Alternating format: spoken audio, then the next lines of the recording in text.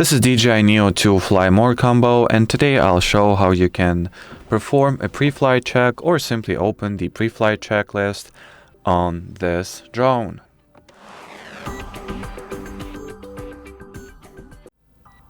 So first, obviously, you need to have your drone grounded, landed, not in the flight mode, and now in the flight interface, look for this little orange frame, or in your case it may be red if something is terribly wrong, or green if everything is perfectly fine.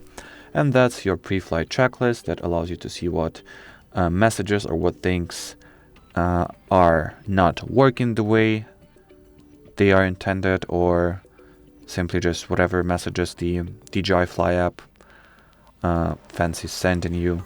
You can also adjust the automatic RTH altitude here, as well as change the flight protection preferences.